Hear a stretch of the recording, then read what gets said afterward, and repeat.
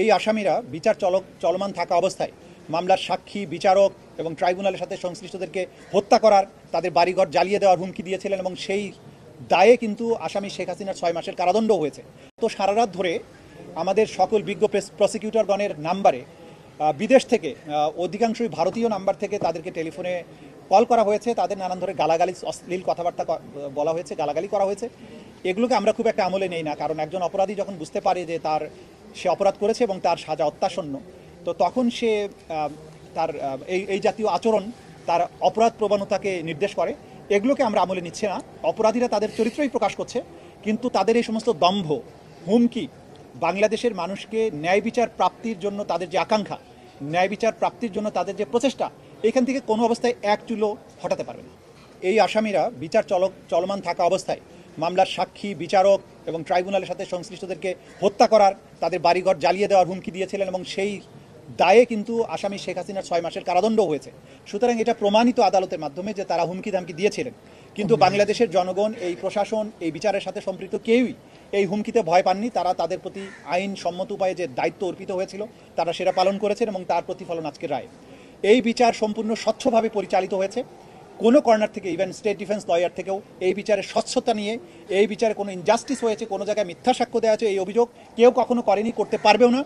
গোটা দুনিয়ার সামনে এই বিচার হয়েছে, আপনারা সাক্ষী ছিলেন। আমরা কখনো কখনো এগুলো লাইভ টেলিকাস্ট করেছি।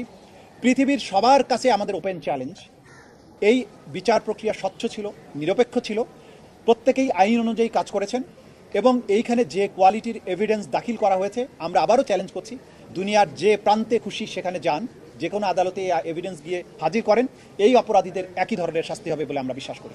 ডেফিনেটলি যে এই ক্রাইমস অ্যাগেন্স্ট হিউম্যানিটিতে টপ কমান্ডারদের দায় যেখানে প্রমাণিত হয়েছে, সেটি পরবর্তীতে নিচের টায়ারের যে সমস্ত কমান্ডাররা আছেন বা ব্যক্তিরা যারা ক্রাইমস অ্যাগেন্স্ট হিউম্যানিটির সাথে সম্পৃক্ত, তাদের অপরাধ প্রমাণের ক্ষেত্রে ডেফিনেটলি একটা জুডিশিয়াল ডিসিশন হিসেবে এই রায়টি কাজ করবে এবং সেটা যথা নিয়মে যতটুকু প্রয়োগযোগ্য হবে সেভাবেই প্রয়োগযোগ্য হবে। তবে প্রত্যেকটি মামলায় প্রত্যেকটি আসামির বিরুদ্ধে এভিডেন্সগুলো স্বতন্ত্রভাবেই দেওয়া হবে এবং প্রত্যেক আসামিকে তার নির্দোষিতা প্রমাণের যথোপযুক্ত সুযোগ দেওয়া হবে। তিনি চাইলে তার নির্দোষিতা প্রমাণের জন্য তার ডিফেন্স উইটনেসকে আনতে পারবেন, ডিফেন্স ডকুমেন্ট প্রডিউস করতে পারবেন।